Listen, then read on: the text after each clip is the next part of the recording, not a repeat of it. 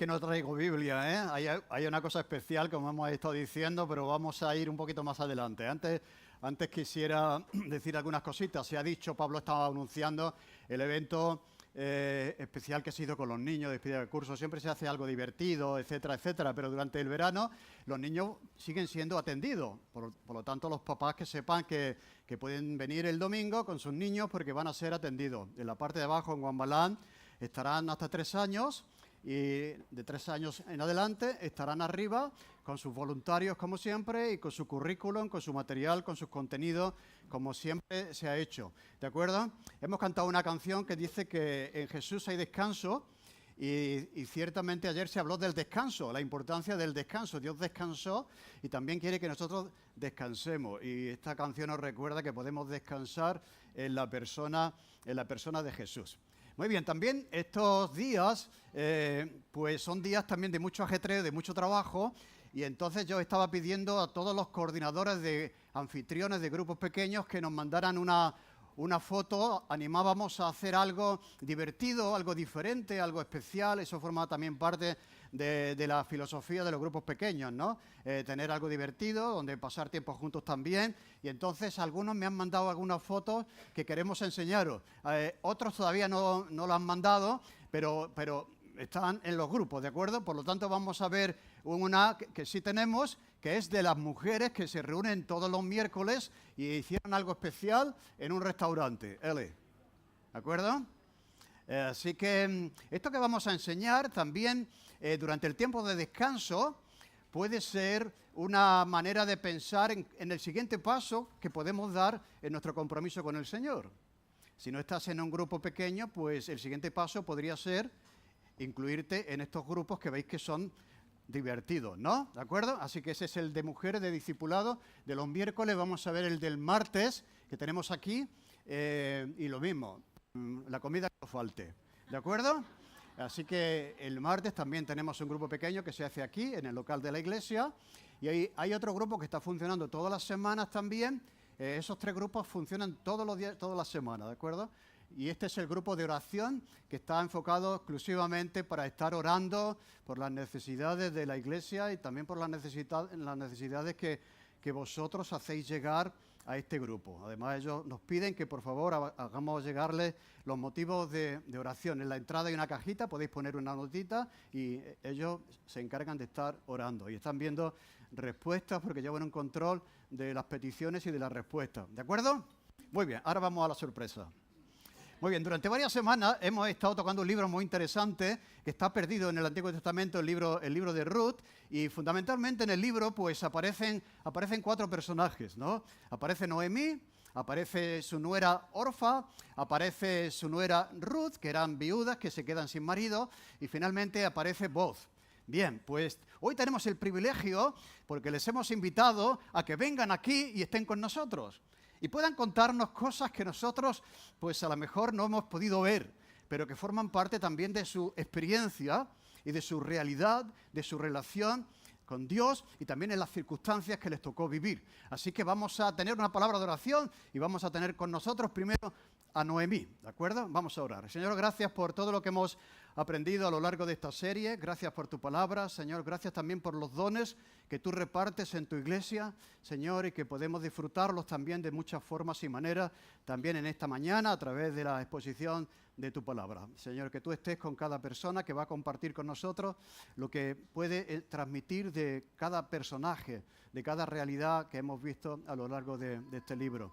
Y Señor, gracias por redimirnos, gracias por enviar al Redentor, que es nuestro Señor Jesús, y también por saber que si hay alguien que necesita esa paz que Jesús ofrece, pues tú estás dispuesto a dársela. En el nombre de Jesús, amén.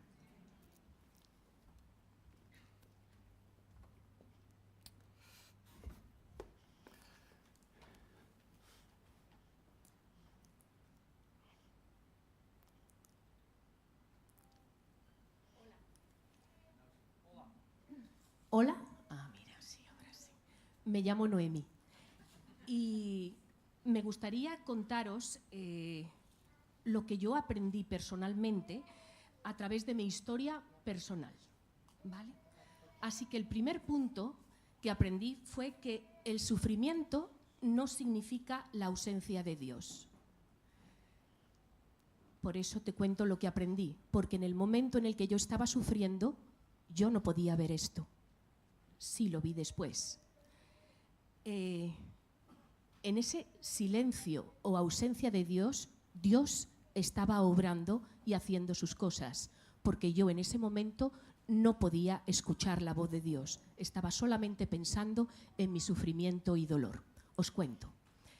Mi familia, mi marido Elimelech y mis hijos, Mahlón y Kelión, nos fuimos a Moab a vivir por un tiempo porque estábamos pasando hambre en Belén. Pero resulta que al tiempo mi marido Elimelech, el amor de mi vida, murió. Para mí fue un sufrimiento muy grande. Me quedaba al frente de un hogar, pero tenía que sacar carácter para seguir estando fuerte y dando de comer a mis 2 hijos y resulta que también a mis 2 nueras. Mi hijo Mahlón y Kelión se casaron con 2 moabitas, Orfa y Ruth. La vida continúa. A pesar de tu sufrimiento, la realidad es que la vida continúa. La segunda cosa que yo aprendí fue que nuestra vida sigue siendo de testimonio aún en el dolor. No somos conscientes, pero tu vida sigue siendo de testimonio en tu dolor y cuando las circunstancias son adversas. Os cuento. Cuando mi marido Elimelech murió, entraron 2 moabitas. No adoraban a Jehová, pero mi casa sí adoraba a Jehová. Y yo me encargaba de que estas 2 muchachas supiesen de quién era Jehová y quién adoraban mis 2 hijos, Mahlón y Kelión. A pesar de toda la vida, de todo este dolor y de todo este sufrimiento. Pero lo gordo tenía que llegar y fue que mis 2 hijos, Mahlón y Kelión, murieron también. Y aquí se redobló ese dolor. Se puso en mi vida y en mi carga un cambio de identidad. Yo ya no era más Noemi, yo era Mara. Porque yo lo que estaba viendo es que el Dios Todopoderoso, a quien yo había puesto toda mi confianza, se había apartado de mí y me estaba afligiendo sobremanera. Esta era mi amargura diaria y yo tenía que estar pendiente de mis 2 hijas que también sufrían su dolor, mis 2 nueras, que en ese tiempo casi eran como parte de mis 2 hijas. Habían tenido un amor. Desde el mismo momento en que entraron, me encargué de que se sintiesen cómodas. Nunca les presioné con mis creencias. Pero vieron una fe viva en medio del dolor. Yo no era consciente. Yo a mi bola, con mi sufrimiento. Tuve que tomar una decisión. Yo no lo sabía, pero seguía tomando decisiones. Yo sabía que tenía el hecho de ser viuda en aquella época. Estabas sumida en la pobreza porque no tenías solvencia económica ni prestigio social, además del dolor y la pérdida. Es realmente un dolor insoportable. Y tenía que hacerme cargo de 2 muchachas que estaban con sus ojos puestos en mí. Tanto me amaban que me siguieron, porque yo decidí que Moab no era el sitio donde yo iba a exponer mi queja. Mi queja era con el Dios Todopoderoso. Así que supe que había trigo y me volví a mi tierra, a mi casa, a pedir cuentas, porque yo conocía la ley de Dios. En mi casa todos los días se hablaba de la ley de Dios, de día y de noche. Hacíamos nuestras oraciones y eso era el testimonio que yo no era consciente, se verá después que os lo voy a contar. A pesar de mi dolor, otra cosa de las que aprendí es que Dios me dio la gracia de desear el bien a mis 2 nueras. No las llevé conmigo a mi dolor ni a mi amargura. No era la mejor consejera, la verdad. ¡Uf, qué desastre! Todo el día, pompón, pompón, pompón. Ahora sí, pero toda mi queja al Dios Todopoderoso, no a mis nueras, que también llevaban lo suyo. Ese deseo de bienestar fue que les pedía que volviesen a su tierra con su familia, que a lo mejor en su familia les podrían dar de comer, cosa que yo no podría hacerlo. Pero a la primera, las dos, a mi sorpresa, se quedaron conmigo. Y ahí entendí que había sido una buena madre para ellas. Habían tenido un hogar y un cariño, aunque eran extranjeras para mí. Pero les puse la realidad de lo que era ir otra vez a Belén. Y les dije, ¿cuál es el sentido de una mujer? Es tener un marido y tener hijos. Y yo ya no puedo daros más eso. Esa es la realidad que yo me tengo que enfrentar allí. No puedo cuidar de vosotras. Y en ese momento Orfa tomó la decisión de volverse a su casa y yo la bendije. A pesar de que alguien no me siga ni quiera hacer las cosas que yo diga, yo bendigo en el nombre del Señor a toda la persona y le dije que te vaya bien. Pero a mi sorpresa, Ruth fue cuando me di cuenta que mi testimonio había sido fiel delante de Dios.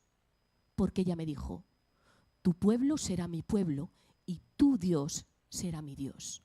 Algo creo que hice bien.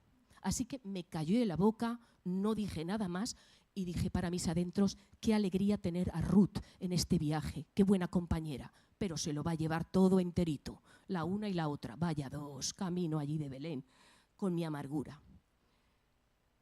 Lo cuarto que aprendí fue que la honestidad emocional delante de Dios no significa que hayas perdido la fe. Puedes presentarte delante de Dios con tu queja porque Él se lo entregas totalmente a Él. Y no significa que Dios te vaya a mirar mal. Dios te está escuchando y Dios está obrando. Cuando tú estás con tu amargura, Dios estaba obrando y yo no lo sabía. Ahora os voy a contar. Cuando yo llego a Belén, allí sí que me escucharon bien y mi queja. Hubo una cosita que no me gustó mucho, que fue cuando ¿no es esta Noemí? Noemí también tiene carácter. Y allí les expuse mi giro. No me llames Noemí, llámame Mara, porque el Dios Todopoderoso me ha afligido. Me fui llena y vuelvo vacía. Ese era el punto culmen de mi amargura. Realmente esa era mi identidad. Pero también lo que quería era que ese grito y ese clamor fuera que ese pueblo que estaba viendo mi desastre tuviese compasión y misericordia de la persona que venía. Yo creo que también fue un poquito de ese clamor. ¿Quién es el que puede encargarse? No cotilleéis, sino mira cómo estoy, mira cómo venimos. Y vengo con Ruth la moabita. Así que llegué a mi casa, manga por hombro, 10 años que nos habíamos pasado por allí, por Moab. Así que yo en mi casa con mi dolor, pero Ruth tomó la iniciativa y me dijo, voy al campo a proveer de grano. Le di toda mi bendición. Mi amargura no me dejaba ver que yo tenía un pariente que se llamaba Booz, que podía redimirnos, porque el hecho de redimirnos, yo, Noemí, conocía esa ley. Pero mi amargura no me dejaba ver más allá. Ahora bien, cuando Ruth vuelve a casa y me cuenta todo su día de trabajo, qué hermosura de niña, no solo trajo provisión de Dios, más grano del que podía dar su trabajo. En ese momento cambió mi chip y dije, yo he cargado contra el Dios Todopoderoso, pero yo no puedo pasar ni mirar que Dios está actuando ahora mismo a mi favor. Qué importante es reconocer cuando Dios actúa a tu favor. Y entonces fue cuando cambió mi chip y vino gozo a mi corazón. Aquí el Señor está actuando a nuestro favor. Así que no solo reconocí la mano de Dios, sino también la provisión de Dios. Hay que ser agradecidos. El Señor estaba abriendo las puertas. Así que lo que decidí en ese momento fue ser la guía espiritual de Ruth. Porque ese era el futuro que la niña iba a tener. Pero había que hacer las cosas bien. No darle prisa. Así que yo sabía dar buenos consejos, yo conocía la ley de Dios, así que se la enseñé y le di los mejores consejos para poder presentarse delante de la persona que podía redimirnos. Pero no solo a mí, sino primeramente por amor a Ruth, que era la primera, la que iba a ser restaurada primera. Así que le di los mejores consejos siempre. Fue su mentora espiritual. Cuán importante es dar los mejores consejos, pero no los tuyos personales, sino los de Dios. Y lo veía claro. Y yo estaba viendo que este Booz iba a hacer las cosas también bien. Así que le enseñé una cosa a Ruth, que fue en esperar y confiar en Dios. Nosotros habíamos hecho ya nuestra parte, teníamos que esperar por la otra parte. No podíamos hacer ninguna cosa más. Así que cuán importante es esperar y confiar en Dios mientras llegan las respuestas. Y por último, lo que aprendí fue que Dios al final restauró mi vida y me dio un propósito final. Booz se encargó de mi niña, se encargó de Ruth. Pero no solo de Ruth, sino que me incorporaron a mí también. Y eso me llenó de gozo. Yo no lo podía ni imaginar. Y eso cambió mi amargura en un gozo que yo no esperaba, que fue todo completamente de parte de Dios. ¿Tú sabes cuál fue mi propósito final? Hacerme cargo de Obed. No solo fui la yaya, la que consiente al pequeñín, fui su aya. Ser aya significa ser su guía espiritual en los primeros años de su vida. Cuán importante es mantener la fe en el círculo familiar, porque están todos los ojitos puestos y atentos a todo lo que hay. Así que fue para mí de gran gozo que el Señor me usase en lo mejor que se me daba, que era dar buenos consejos. Así que yo a ese niño le conté la historia del pueblo de Israel, de cómo Dios lo sacó de Egipto. Le enseñé a orar a Jehová de los ejércitos. También le conté la historia de sus padres. Qué bonita. Pero lo que yo no sabía, que había un propósito más grande, y era que al cabo del tiempo, en las familias judías se hablaría de la esperanza mesiánica, y él sería uno de los grandes y precursores de esa esperanza. Por último, solamente quiero compartiros, estas son mi aprendizaje personal, y quería dejaros con el versículo de la ley que me ayudó a pasar la amargura y los tiempos difíciles y a la esperanza que yo me aferraba. Mi versículo fue Deuteronomio 31:6. Esforzaos y cobrad ánimo, no temáis ni tengáis miedo de ellos, porque Jehová tu Dios es el que va contigo, no te dejará ni te desamparará. Y por último, otra de las cosas que quería dejaros es que, según la ley de Dios, no faltó ningún punto en mi viudez. La ley de Dios cumplió. En la ley de Dios dice que Dios escucha a la viuda. Dios me escuchó. Dice de la viuda en la ley que provee justicia y sustento. Dios me lo dio. Ordena al pueblo cuidarlas activamente. Dios me lo dio. Oh, la alegría que se llevaron con el niño Ben, no le pusieron el nombre ni nada. Y también que incluye a la viuda en la vida comunitaria y espiritual. Así que solamente puedo dar gracias a Dios porque oyó mi clamor, no me desechó en mi clamor, actuó y restauró mi vida, devolviéndome de nuevo el gozo y un nuevo propósito de vida.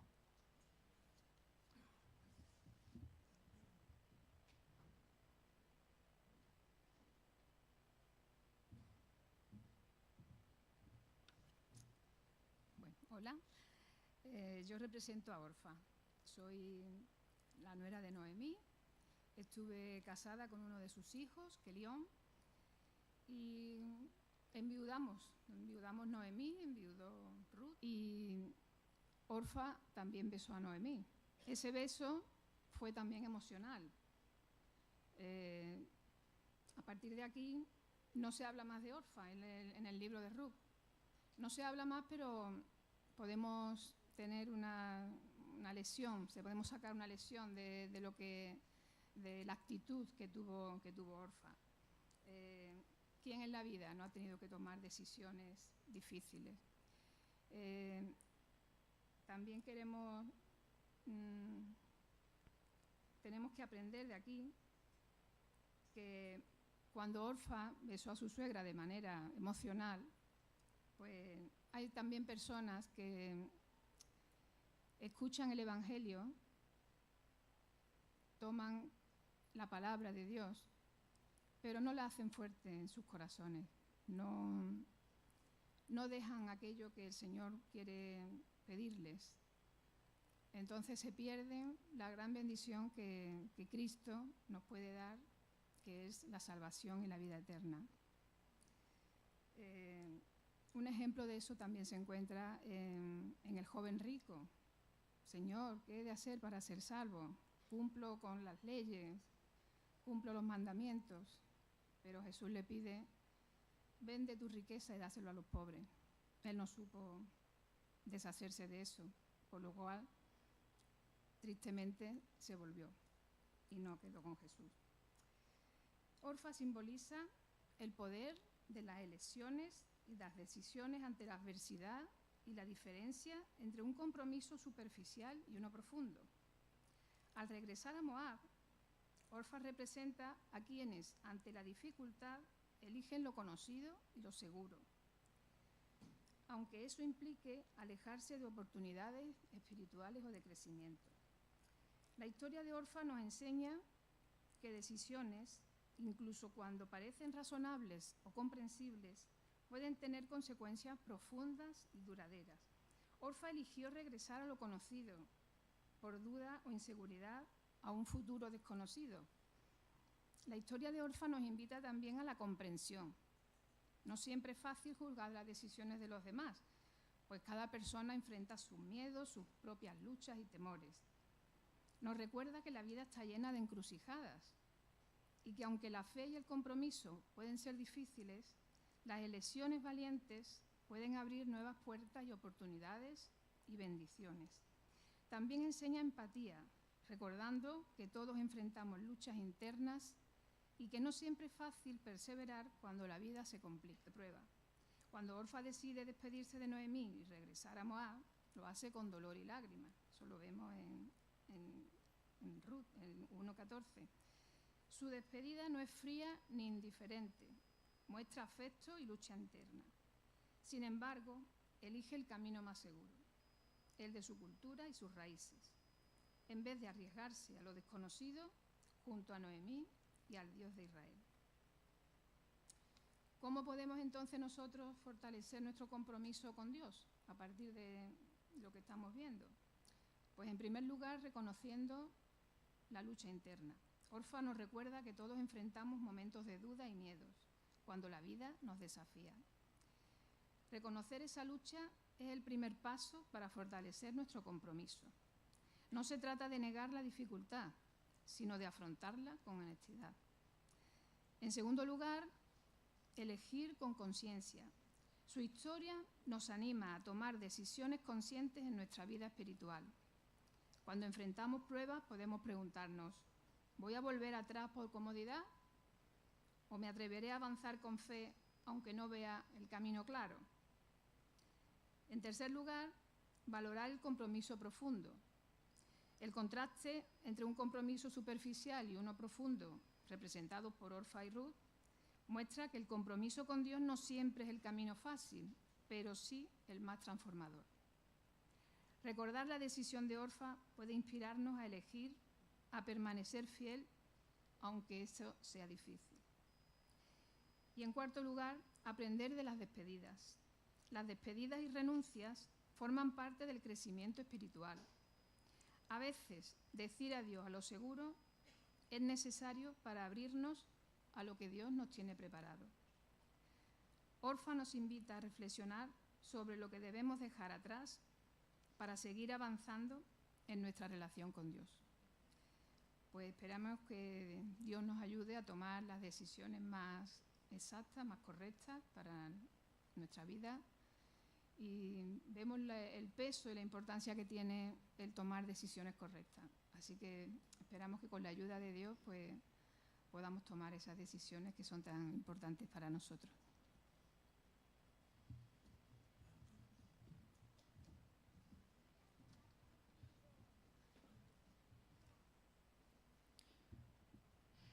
Soy Ruth y mi historia empieza en Moab.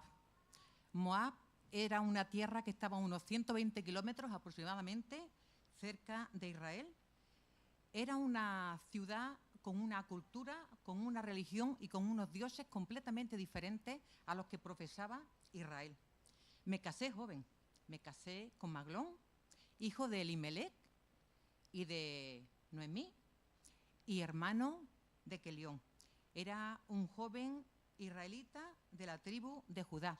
Y como ya sabéis y habéis escuchado, ellos vinieron huyendo de Israel por una hambruna terrible que había en su ciudad. Y curiosamente y paradójicamente vinieron huyendo para salvar la vida, pero trágicamente la perdieron. Primero mi suegro, y unos 10 años aproximadamente después mi marido. Como podéis imaginar, fue una situación, una pérdida terrible. Nos dejó devastados a toda la familia, no solamente a mí, a mi cuñada, Orfa, pero especialmente mi suegra. Ella perdió a su marido y perdió sus 2 únicos hijos, sus 2 hijos varones. Pero lo que comenzó como una historia de pérdida y desesperación se transformaría en una historia de esperanza y de restauración. Y lo que me gustaría a ti que estás ahí sentado, que me acompañases en esta mañana a andar una breve andadura con esta Ruth, con una chica simple, sencilla, pero que se convertiría en una chica ejemplar para nosotros en estos momentos. Y la primera cosa que vemos que hizo de Ruth una chica ejemplar fue por la importancia de las decisiones que tomó. Sí, las decisiones son muy importantes y las decisiones buenas son muy importantes. Y eso fue la primera cosa que hizo Ruth, que la convirtió en una chica ejemplar. Hay decisiones que cambian la vida y que cambian el curso de la vida. Y esta fue una de ellas. Cuando Ruth tomó la decisión que tu pueblo será mi pueblo y tu Dios será mi Dios, esa decisión cambiaría tremendamente su vida, el curso de su vida y su eternidad. Realmente, la decisión que tomó Ruth la tomó a pesar de las reiteradas observaciones de su suegra de que se quedase en Moab. Realmente, Moab era su zona de confort. En Moab estaban sus padres, en Moab estaba su familia, era su cultura que ella conocía, los dioses que había profesado y, como digo, era su zona de confort. Pero Ruth elige ir con Noemí. Ruth decide abandonar Moab para ir a Belén.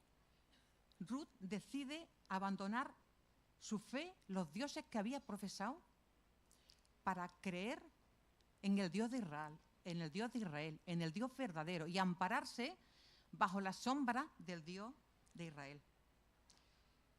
Esta decisión que tomó Ruth es una decisión valiente, es una decisión de un testimonio verdadero de fe. Y esa decisión cambió el curso de su vida. Por lo tanto, me gustaría, a ti y a mí que estamos aquí, que podamos pensar en las decisiones que tomamos. Las decisiones que tomas son importantes. Hay algunas que no son muy importantes. La ropa que me voy a poner hoy no es muy importante, pero hay decisiones que tomas que pueden cambiar el curso de tu vida. Hay algunas decisiones que determinan tu futuro. Y la mejor decisión que podemos tomar, sin duda, es refugiarnos bajo las alas del Dios verdadero, porque eso va a cambiar tu vida y tu eternidad.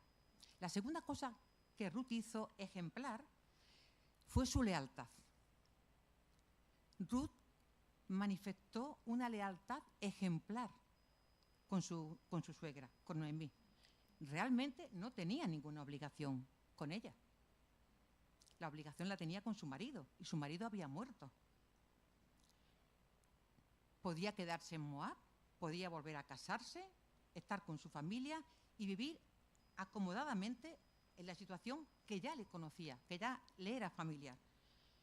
Pero no optó por lo más fácil, optó por lo más difícil, por lo más incierto. Ir a Belén era lo más incierto. Ir a Belén como viuda y como inmigrante, de hecho, se dice varias veces en el libro Ruth, la moabita. Así que ir como viuda y ir como inmigrante no era fácil. Y la declaración que ella hizo a su suegra es: no me ruegues que te deje ni me aparte de ti, porque a donde quiera que tú fueres, iré yo. Y donde quiera que vivieres, viviré. Donde tú mueras, moriré yo. Y allí seré sepultada. Lo que realmente estaba diciendo es: mira, solo la muerte hará separación entre tú y yo. Esas palabras describen una lealtad extraordinaria, ejemplar. Es un amor incondicional, es un amor que no espera nada. Así que Ruth encarna el significado de su nombre, amiga y amistad. Eso es lo que significa su nombre, y Ruth encarnó absolutamente lo que su nombre significaba. Lo que Ruth estaba diciendo era: mira, estoy aquí para quedarme. No importa las dificultades. Yo iré contigo. No importa dónde vayamos. Mi compromiso es total y absoluto contigo, aún en los momentos más oscuros. Qué extraordinario encontrar personas de esa talla. Yo no sé si tú eres bendecido con personas así en tu vida, pero si lo eres, das gracias a Dios por ello. Porque las personas fieles son aquellas que son capaces de quedarse en nuestra vida y a nuestro lado a lo largo de los años.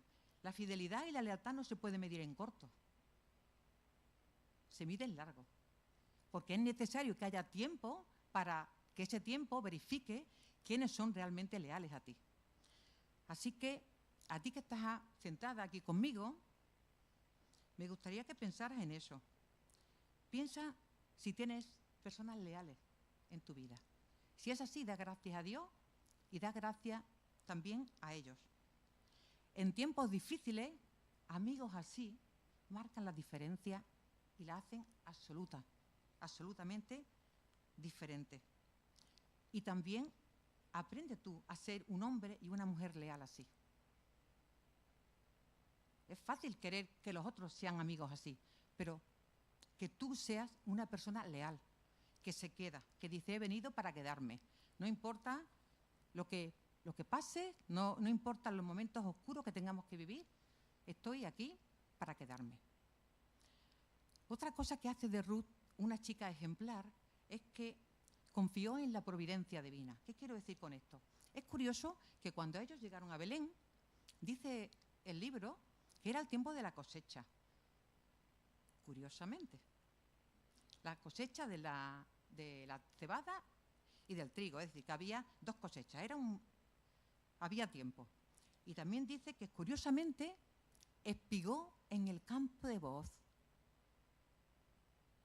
Es decir, que Dios guió y llevó a Ruth a los campos de Booz, sin ella saberlo, que Dios le llevó justo en el momento, en el inicio de la cosecha, sin ella saberlo. Y todo esto podría parecer casualidad o situaciones que son fortuitas, pero no es así. Lo que sí es que Dios es soberano y dirige esos acontecimientos que pueden parecer fortuitos o que podríamos decir casualidad. Alguien decía que la casualidad es la realidad de la providencia de Dios obrando. Así que hay situaciones en nuestra vida que nos pueden parecer: ¡oye, qué casualidad! No, lo que tienes que ver es que la mano invisible de Dios te está guiando y está cuidándote y te está llevando ahí. Dios es grande en lo pequeño, pero también en las cosas grandes. Así que lo que me gustaría es animarte a que pensaras y estuvieras atento y atenta a la buena mano de Dios en tu vida, de cómo Dios obra. Porque eso fue una parte de la providencia de Dios.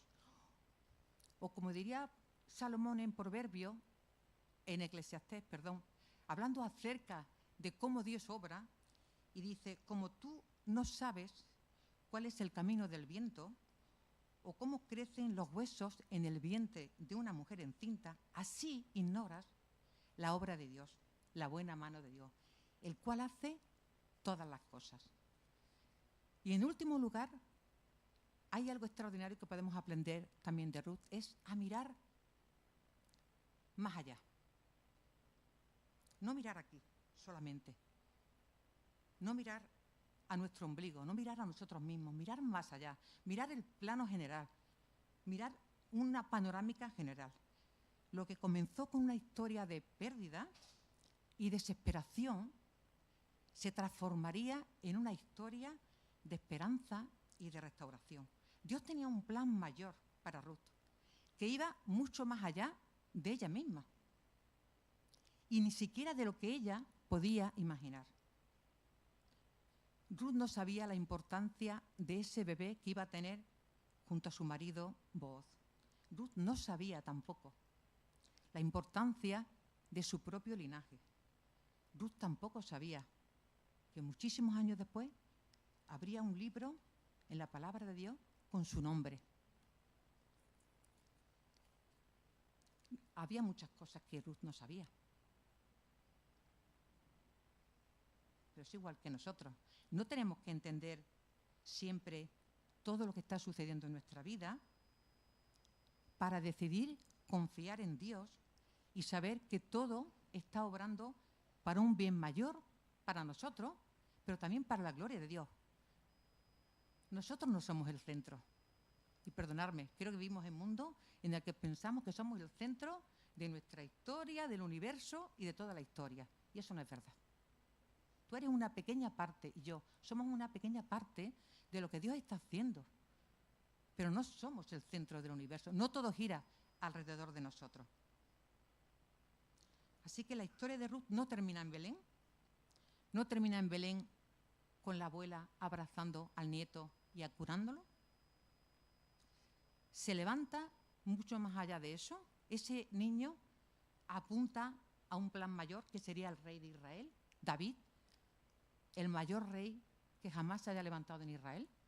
Pero no solo apuntaba a eso, apuntaba a que tiempo después del mismo linaje nacería el Salvador del mundo, que sería nuestro Salvador. Pero no solo apuntaba ahí, apunta a que ese Mesías regresaría otra vez en la segunda venida y apunta a la eternidad finalmente. Así que cuando pensamos en Ruth, tenemos que pensar, levantar los ojos, mirar más allá de nosotros mismos, de lo que está pasando en nuestra vida ahora mismo y contemplar el plano general. Y piensa que tú no eres el centro.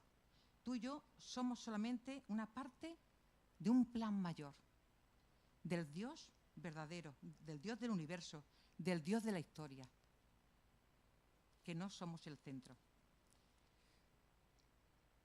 Y contemplando y pensando en todo lo que podemos observar de Ruth, me gustaría destacar 3 cosas acerca de Dios que para Ruth, esa chica moabita, nos enseña a nosotros, a ti y a mí, que estamos sentados ahora aquí en el 2000 y pico.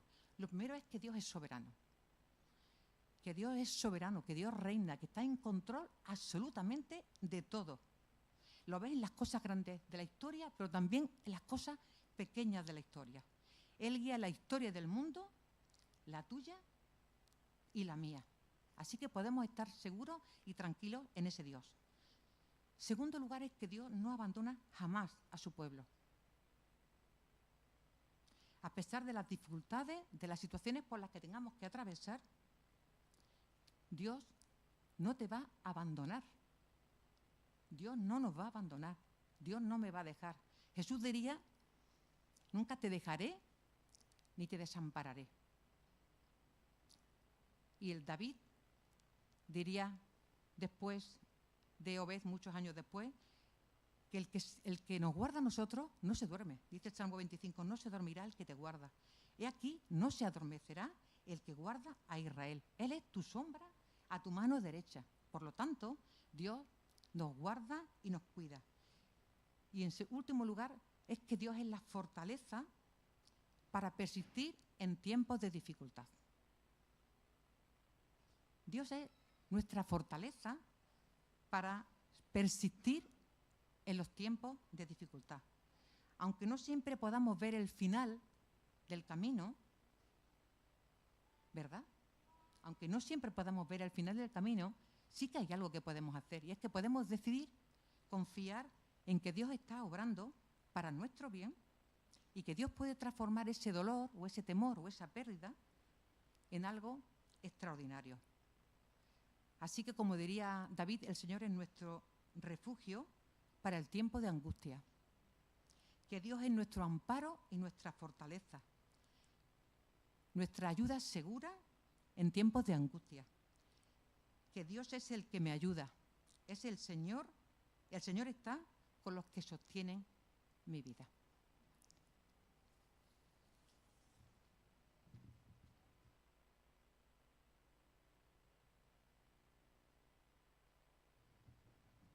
Buenas a todos.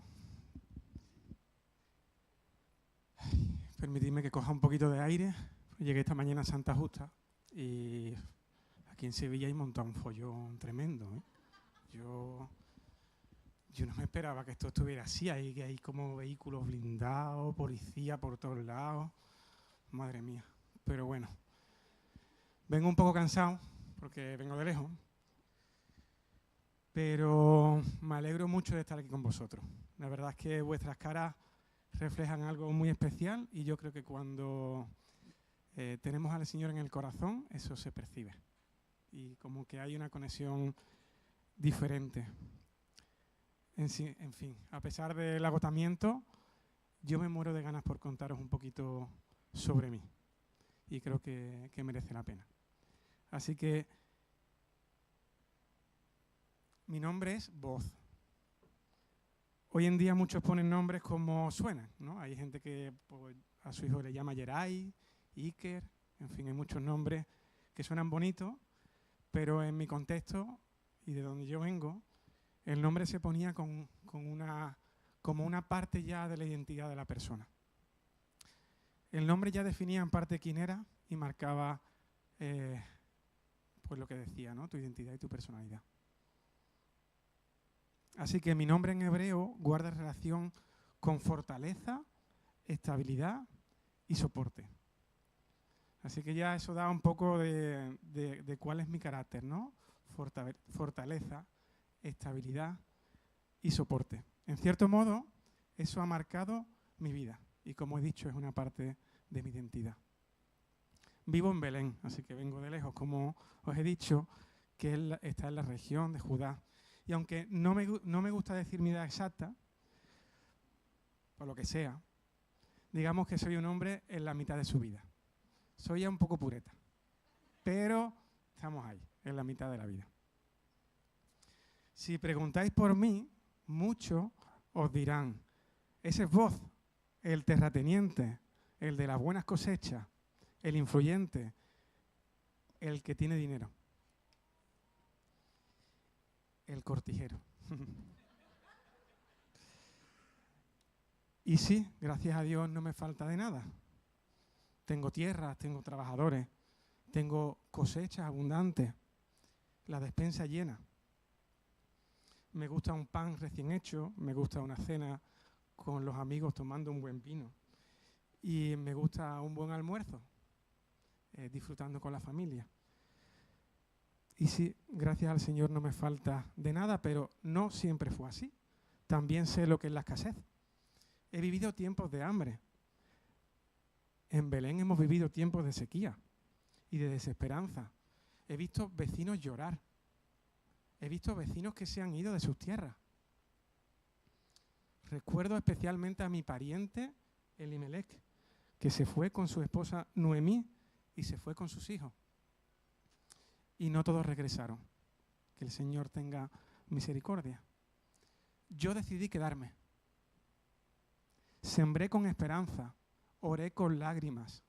Y hoy puedo decir que el Señor ha sido fiel, ¿no? Y es un testimonio personal. El Señor ha sido fiel en mi vida. Siempre, a pesar de las circunstancias. Ahora, con el tiempo, la vida me ha dado una posición privilegiada. no solo tengo tierra, también tengo voz aquí en el pueblo, entre los ancianos, en la toma de decisiones. Como se diría hoy, soy también un poco influencer, ¿no? Pero al final tener tierra, estar negociando, tener una posición social en aquel entonces, pues te permitía también estar en un punto de influencia. Todo eso, riqueza, poder, respeto, es solo la punta del iceberg de lo que soy. Porque lo que verdaderamente me importa es ser un hombre de fe, recordar cada día la bondad de Dios y corresponder cada día con acciones de justicia, honestidad, compasión y generosidad. Y ese es el carácter de Voz. Una persona compasiva, justa, honesta y generosa. Así que creedme, uno no vale por lo que guarda en su granero, sino por lo que siembra en el corazón de los demás. Y eso lo aprendí y todavía lo aprendí más desde que conocí a Ruth, a mi esposa. Ella sí que es la riqueza de mi vida.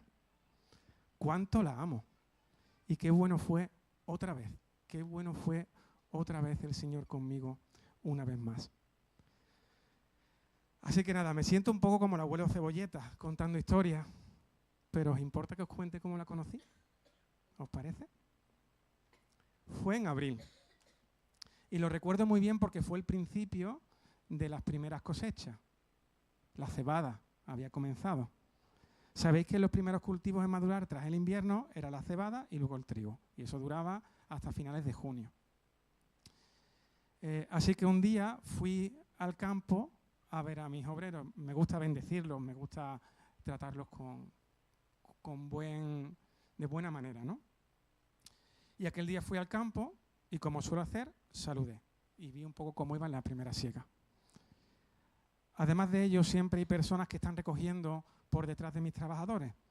Pobres, extranjeros, viudas, huérfanos.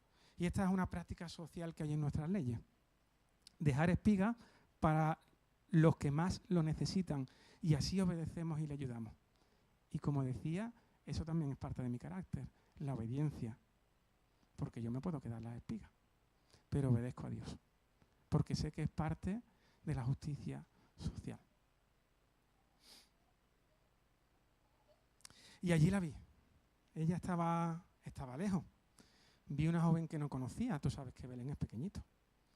Recogía sin parar, trabajaba con tesón y humildad y le pregunté al capataz quién era ella. Este me dijo, era Ruth, la mujer moabita, la nuera de Elimelech. Así que yo ya había escuchado su historia. He de reconocer que Ruth despertó admiración en mí desde el principio. Solo su historia conmovió mi corazón. Porque Ruth había dejado su tierra, su familia y su Dios por amor a Noemí. ¿Por amor a su suegra? ¿Quién hace eso, no? Entendedme, ¿no? Ella podría haber tomado el camino fácil, como aquí se ha dicho. Así que no pude evitar acercarme a ella y hablar con ella. Y decirle que el Señor, Dios de Israel, bajo cuyas alas viniste a refugiarte, te recompense abundantemente por lo que hiciste. Y a pesar de que ella era una de las personas que iba detrás de mis trabajadores, digamos que una persona en una posición muy poco privilegiada, yo, siendo una persona de tanta autoridad, sentía admiración por ella.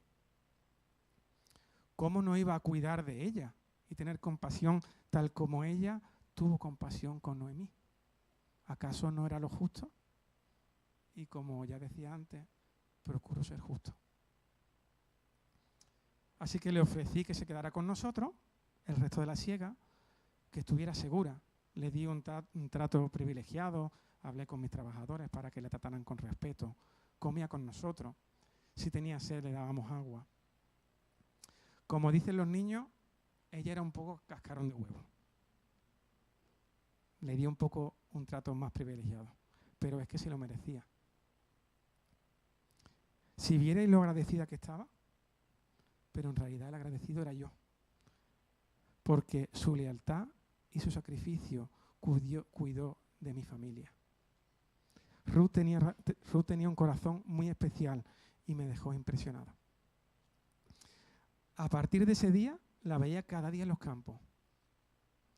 Y a mí se me fue despertando un sentimiento especial. Una noche, después de cenar con amigos, decidí dormir en el granero. Y a medianoche me encontré a Ruth junto a mis pies. Ella era hermosa, era valiente, era digno.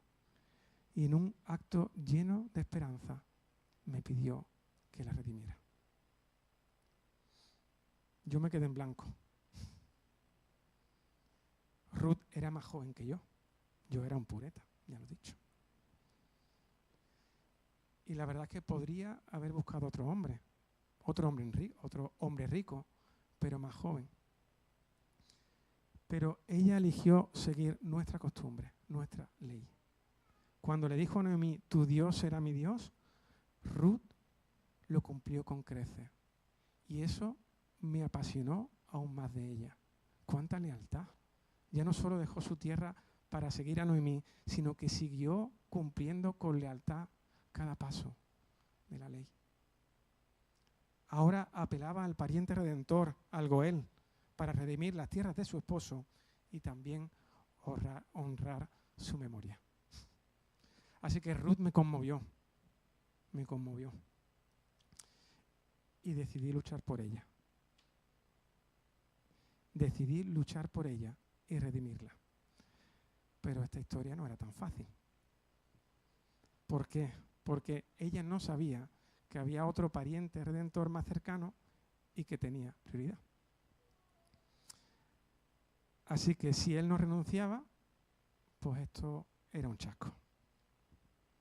Así que le dije que se esperara y me fui al centro del pueblo.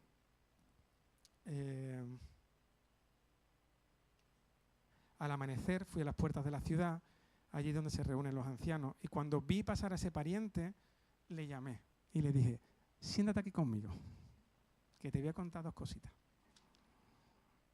Y cuando le conté todo, le conté que Noemí había regresado, la historia de Ruth, que seguía a su lado, y que había tierras que podían redimirse y que era el momento. Así que él estaba interesado. Y yo pensé, ¿y cuáles son sus intenciones? Yo voy a seguir luchando por esta mujer, porque es una mujer virtuosa, ¿no? Como dice el texto. Así que como estaba interesado, yo cogí, me saqué el contrato y le dije, te voy a leer la letra pequeña. A ver ahora, vamos a ver tus intenciones. Y le conté todo lo que implicaba y que según la ley debía también tomar por esposa a Ruth con todo lo que ello conllevaba. Así que ahí salió realmente la personalidad y su motivación y él se echó atrás porque no quiso poner en riesgo su herencia. No quiso poner en riesgo su herencia.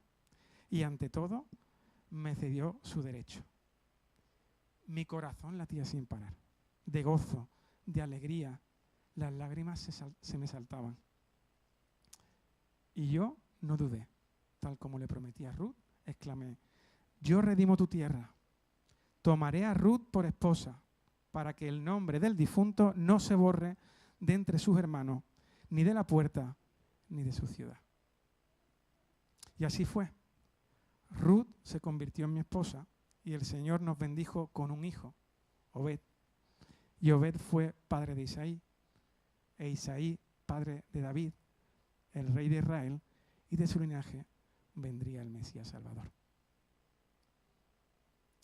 ¿Os dais cuenta de todos los detalles que aquí hay? Una mujer extranjera, sin herencia ni protección, fue acogida, redimida y levantada. Y Dios a través de ella escribió una historia de salvación. Porque esta historia no solo terminó en boda, como en las películas, termina en una genealogía que apunta a Cristo. Yo fui redentor para Ruth, pero mi nombre, solo fue una señal, una figura. El verdadero Redentor es Jesucristo. Él no redime solo una tierra, Él redime el alma. Él no solo protege, Él da identidad, Él da herencia y Él da vida eterna. Y así como Ruth se postró a mis pies, nosotros podemos postrarnos a los pies de Cristo y decirle, redímeme. Y créeme, como yo hice, Él lo hará.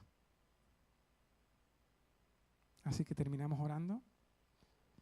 Señor, gracias por esta historia. Gracias por una historia que apunta a Cristo y que nos muestra cómo tu corazón, cómo tu misericordia, cómo tu bondad nos redime, nos restaura, cómo nos cuida, cómo nos protege, cómo nos enseña, cómo nos transforma y cómo eres capaz de cambiar nuestras realidades. Señor, enséñanos a verte en la miseria, en la abundancia, en el llanto, en la alegría, en el dolor, en el bienestar. Gracias porque, como vos, Señor, enséñanos a ser fieles a tu nombre, a tu escritura, a tu ley, a tu llamado. Gracias por tu enseñanza y gracias porque tú nos guardas, nos bendices y nos sentimos absolutamente privilegiados. Gracias por todo, en el nombre de tu llamado. Amén.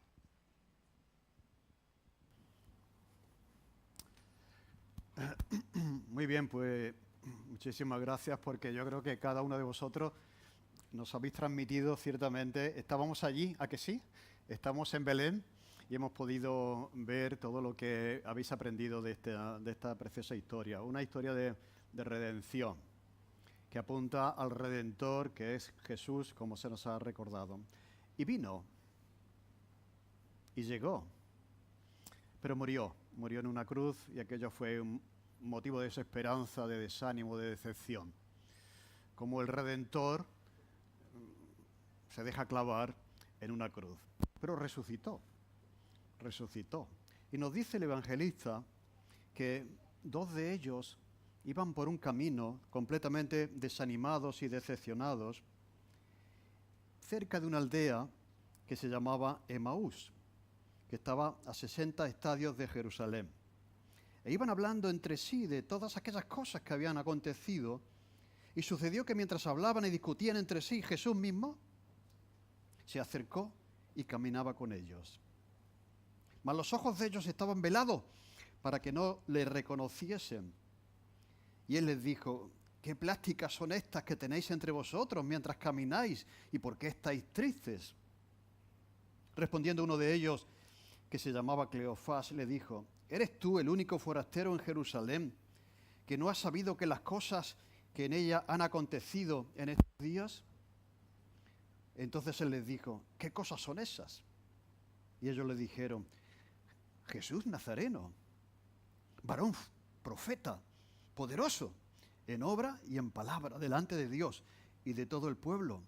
Y cómo le entregaron los principales sacerdotes y nuestros gobernantes a sentencia de muerte y le crucificaron. Pero nosotros esperábamos que Él era el que habría de redimir a Israel. Esperábamos nosotros que Él era el Redentor. Y ahora, además de todo, hoy, ya, al tercer día que esto ha acontecido, estamos asombrados porque unas mujeres de entre nosotros nos han dicho que han ido al sepulcro y que había resucitado. Y como no hallaron su cuerpo, vinieron diciendo que también habían visto en visión a unos ángeles, quienes le dijeron, le confirmaron que vive. Y fueron algunos de los nuestros al sepulcro y hallaron allí como las mujeres habían dicho, pero a él no le vieron. Una conversación que tienen con el resucitado, con Jesús, ¿no?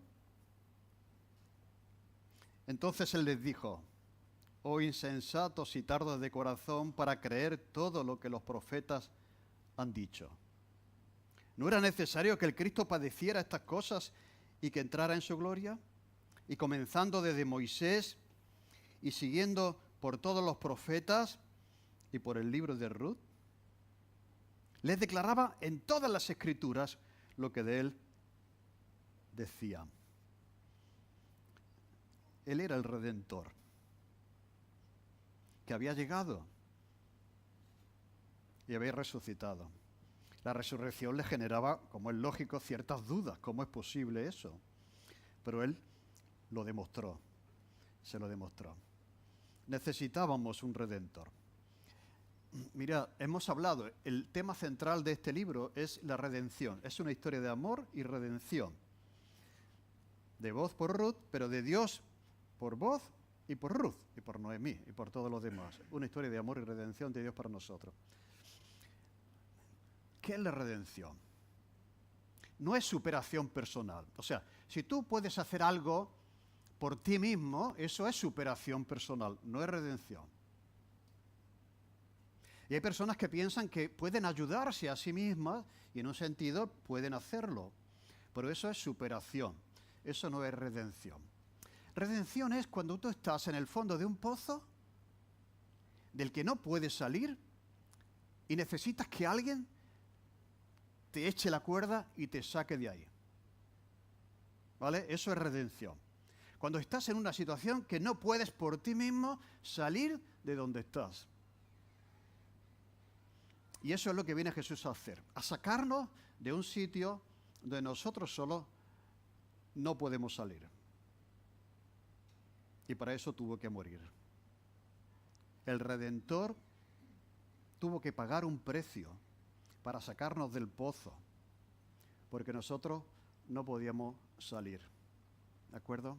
Así que no se trata de que seas mejor persona, no se trata de que superes ciertas cosas, que lo puedes hacer, no se trata de mejorar en la vida, que lo puedes hacer, sino se trata de algo que no puedes hacer y que Cristo hizo por ti porque es tu Redentor. Pero Él espera que tú le pidas que eche la cuerda. ¿De acuerdo? Y que le digas, Señor, perdóname, gracias por morir por mí, gracias por redimirme de una situación en la que yo no podía por mí mismo salir. Y por eso dice más adelante Pedro, que ha estado con Jesús, que nos ha redimido de nuestra vana manera de vivir que recibimos por la educación de nuestros padres y de la cultura en la que hemos nacido. Lo mismo que Ruth fue redimida de la religión y de la cultura de Moab, nosotros hemos sido redimidos también de nuestra propia manera de vivir, la cual hemos recibido de nuestros padres. Y todo eso porque Jesús es el Redentor. Nos ha redimido. Motivo para dar gracias, ¿de acuerdo? Y si hay alguien que todavía no ha hecho de Jesús su Redentor, pues Jesús está dispuesto a sacarte del lugar donde tú no puedes salir. Hay cosas que puedes superar, pero lo que no puedes es vencer el mal que está dentro de ti. Dice el apóstol Pablo, hay que ver, descubro dentro de mí como una lucha. El bien que quiero hacer, pero sin embargo descubro también que hay una lucha y que el mal me lleva a hacer lo que no quiero hacer. Eso es la esclavitud del pecado. Somos esclavos del pecado. De eso no podemos librarnos por nosotros mismos. Jesús nos viene a sacar de esa esclavitud.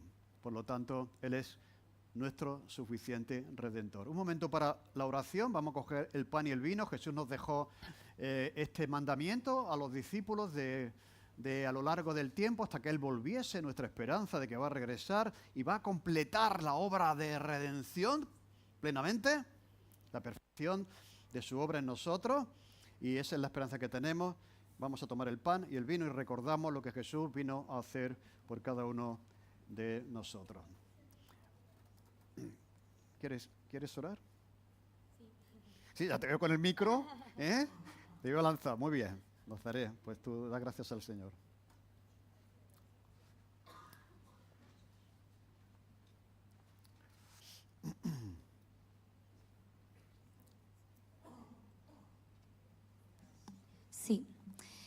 Bueno, pues oramos. Gracias, Señor, por el día de hoy, Señor, por esta palabra que tanto hemos aprendido, Señor, de cada uno de los personajes de esta historia. Gracias porque nos vamos llenos y podemos aplicar estas enseñanzas a nuestra vida, Señor. Gracias por ser nuestro Redentor, Señor, por haber venido a sacarnos de este pozo, Señor, en el que podemos encontrarnos a veces, Señor. Gracias por perdonar nuestros pecados, Señor. Y también pongo en tus manos este gesto que vamos a tener hoy, Señor, este símbolo del pan y el vino, Señor. Gracias una vez más y en tu nombre, amén. Amén.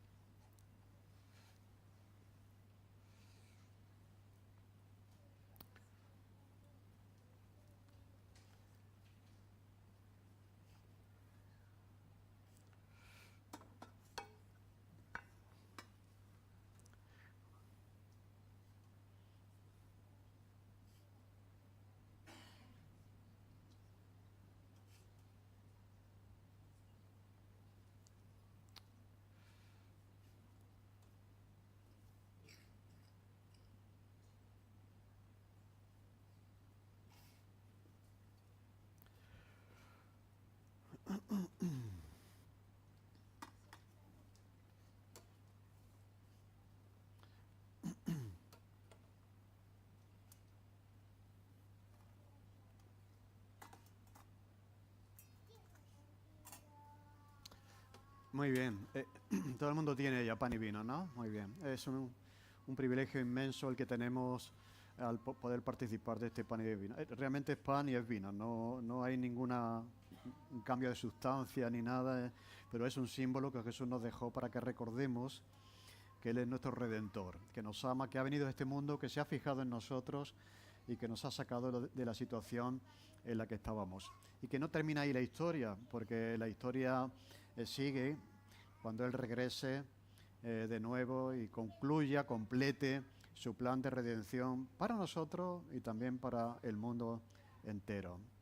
Jesús dijo: este es mi cuerpo que por vosotros es partido, haced esto en memoria de mí. Esta copa simboliza mi sangre que por muchos se derrama, haced esto en memoria de mí.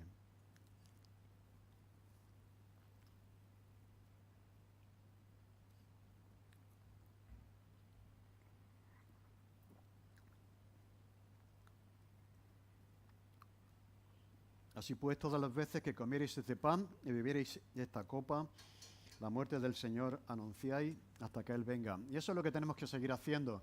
El mundo está muy mal, necesita escuchar las buenas nuevas del Evangelio, de que hay alguien que nos puede sacar del pozo donde estamos y que estos días de verano sean tiempo de descanso, de renovación, pero también de compromiso con la misión y con el plan de Dios para nuestro país, para nuestra ciudad, para nuestro barrio. La semana que viene vamos a iniciar una serie nueva. Como hacemos siempre, la serie del verano va a versar sobre palabras que Jesús dijo sobre sí mismo, quién era Él. En una ocasión Jesús preguntó a la gente, ¿quién dice los hombres que soy yo? Pero esta serie va a versar sobre lo que Él dice que es Él. Muy interesante, los 7 yo soy. Así que os espero la semana que viene. El equipo de oración preparó este regalito. No marchéis sin recogerlo antes de salir.